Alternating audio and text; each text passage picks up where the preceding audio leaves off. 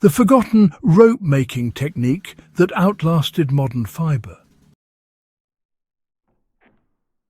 The strongest rope in the world wasn't born in a factory. It was twisted by hand, sealed with fire and tar, and trusted with lives long before nylon ever existed. That statement sounds bold, but it's backed by history, physics, and hard-earned experience. For thousands of years, ships crossed oceans, bridges held weight, and entire civilizations depended on one simple technology: tarred, reverse-laid natural rope. Not plastic, not steel cable. Rope made from plants, prepared with a method so effective that parts of it are still unmatched today. And yet, almost no one learns it anymore. This is the story of the rope-making technique modern fibres quietly replaced, even though, honestly, in real-world survival conditions, it often performed better. Rope before the industrial shortcut. Well, long before factories, rope was a matter of survival. If your cordage failed, cargo was lost, ships were wrecked, and, people died. That pressure forced early rope makers to understand something modern materials often ignore. Strength is not just about tensile rating. It's about flexibility, friction, repairability, and, of course, behavior under stress. Ancient cultures across Europe, Asia, and Africa independently arrived at a similar solution. They harvested long plant fibres like hemp, flax, or nettle. They dried them, they combed them. Then they twisted them into yarns, and finally laid those yarns together in opposing directions. This reverse lay was not decorative. It was the secret. When tension pulled the rope tight, each strand tried to untwist. But because the strands were laid opposite each other, that force locked the rope tighter instead of tearing it apart. The harder it was pulled, the more it resisted failure.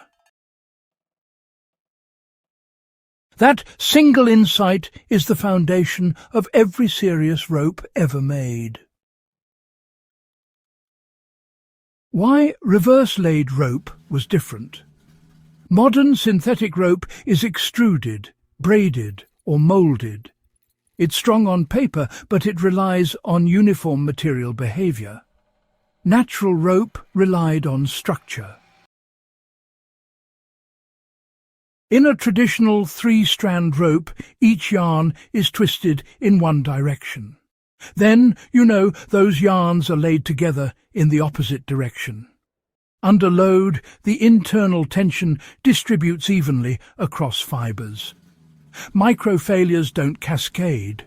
Instead, the rope flexes rather than snapping. Here's the interesting part. Natural fibres are rough. That friction, it increases internal grip. When one fibre slips, others take the load instantly. Synthetic fibres, on the other hand, are smoother. When they fail fast. That's why sailors trusted hemp rope in storms that would shred early steel cable. Steel snapped suddenly. Hemp, on the other hand, groaned, stretched, and held. The role of tar and fire, was absolutely crucial. Raw rope was good, but treated rope, that was legendary.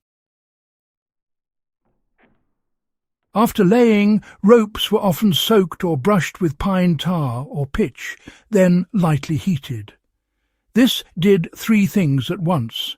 First, it sealed the fibres against moisture. Second, it prevented rot and insects. And third, it glued the fibers together without making them brittle. Tar wasn't just protection. It changed how the rope aged. Instead of weakening with exposure, a well-tarred rope often became tougher over time. Salt water, sun and use worked the tar deeper into the fibers. The rope darkened, stiffened slightly, and gained durability. Modern nylon, it degrades under ultraviolet light. Polypropylene, well, it becomes brittle in heat. But tarred hemp? It thrived on exposure.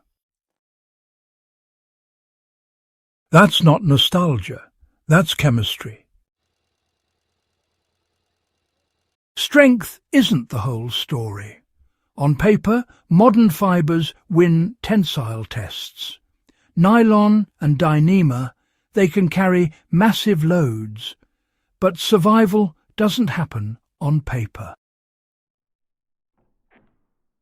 Traditional rope excelled where modern rope struggles. It maintained grip when wet. It could be knotted without slipping. It gave audible and tactile warning before failure. You could feel it stretching. You could hear fibers complaining. When modern rope fails, it often fails silently and catastrophically. There's a reason climbers still prefer ropes that stretch slightly. That stretch absorbs shock. Ancient rope makers understood this instinctively. Their rope didn't just hold weight, it managed energy. That really matters when you're hauling, anchoring, lifting or building with no backups. How it was made by hand. This wasn't just guesswork, it was a system, plain and simple. Fibers were first retted, soaked until the binding material broke down, then dried and combed. Clean fibers meant even tension. Uneven fibers meant weak spots. Next came spinning. Fibers were twisted into yarn using simple hooks or hand spindles. Consistency mattered more than speed. Too tight and the yarn kinked. Too loose and it pulled apart. Then came laying. 3 or more yarns were anchored at one end and twisted together in the opposite direction of their spin. The rope maker walked backward, controlling tension with their body weight. No machines, just rhythm, balance, and experience. Finally, the rope was tarred, stretched under load, and then, well, retarred. This set the rope. It taught the fibers how to behave under stress. That entire process could be done anywhere. No factory, no power, just knowledge. Why did this technique disappear? It wasn't because it stopped working. It disappeared because it took time, skill and patience. Industrial rope could be mass-produced cheaply and consistently. Ships got bigger. Loads got heavier. Steel and synthetic fibers made sense for profit. But something was lost in the transition. Modern rope is disposable. When it degrades, you replace it. Traditional rope was maintained, retarred, repaired, re-spliced. It was part of the working environment, not a consumable. In survival situations, that difference is everything. Practical lessons for today. You don't need to reject modern materials to learn from this. The lesson isn't to throw away nylon. It's to understand structure. Reverse twisting increases strength. Friction matters. Slight stretch saves systems from shock failure. Treatment extends lifespan more than raw strength ever will. And perhaps most important, repairability beats peak performance when resupply isn't guaranteed. Even today, bushcrafters who make natural cordage using reverse lay techniques are often shocked by how much weight it holds. Not because it's magic, but because the physics are right. Ancient rope makers weren't primitive. They were precise. The quiet genius of forgotten skills, often goes unnoticed. This rope wasn't just a tool. It was trust, woven from plants. Every knot tied into it carried the confidence that it would hold. Every load depended on generations of accumulated knowledge. That's the part we tend to forget, honestly. These techniques weren't accidents. They were refined through failure, danger, and necessity. These days, modern technology moves fast.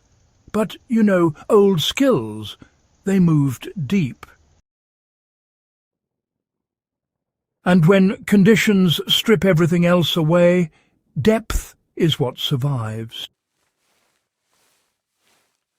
If you value the kind of knowledge that kept people alive long before modern convenience, well, this channel is built for you. Go ahead and subscribe to Legacy of Survival. Like the video if this surprised you, and share it with someone who still believes old skills matter. Because sometimes the strongest link to the future is a forgotten technique from the past.